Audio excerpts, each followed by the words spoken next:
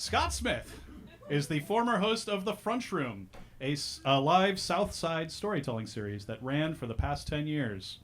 People are already asking him about its return, and he's like, hey, listen, I could use a break. There's some other stuff going on in the world. Why don't you start a South Side storytelling series? How about that, pal?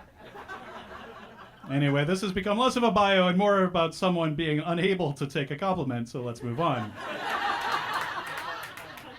A believer in the power of local government to help people who need it most, Scott lives on the South Side in Morgan Park with his wife and daughter. Above all, he wants you to remember that no one can do everything, but everyone can do something. Scott.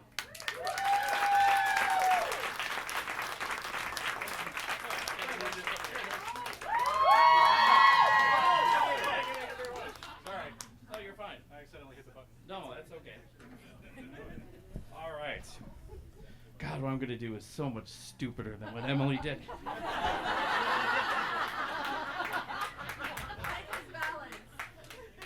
So, have I answered this question in a smart, thoughtful response that meets the moment?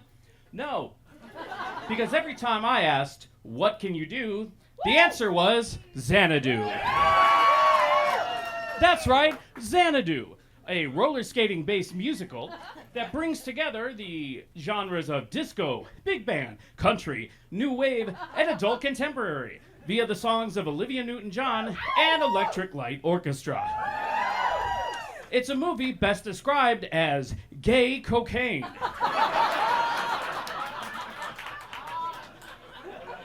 Released in 1980, it takes place in LA, and Gene Kelly plays a jazz-age grandpa who teams up with Heath Ledger on Quaaludes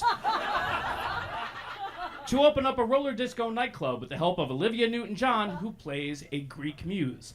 I'd like to note that I cut at least 7 instances of the word inexplicably out of this piece. This is not the most evolved movie when it comes to gender roles. It does not pass the Bechdel test. But it does feature a lady strapped to some kind of circuitry board and another woman's vulva being used as an air guitar. Let's hear it for women in STEM. Also, this movie is weirdly horny. At one point, there's a sequence of palm trees pretending to be erections, and another in which fish are trying to bang. And yes, that fish is in a sequence that you will immediately recognize as the work of animator Don Bluth, if you, like me, are Gen X and did not have sex in high school. Now, I'm making fun of this movie a lot because it deserves it. But there is one genuinely beautiful, uplifting scene in this movie where Gene Kelly and Olivia Newton-John tap dance together. Watching two people who seem to care about each other doing something they love and doing it well is the absolute lowest bar for feeling good about something right now. And we need more of that because the world is on fire and you cannot do everything, but everyone can do something.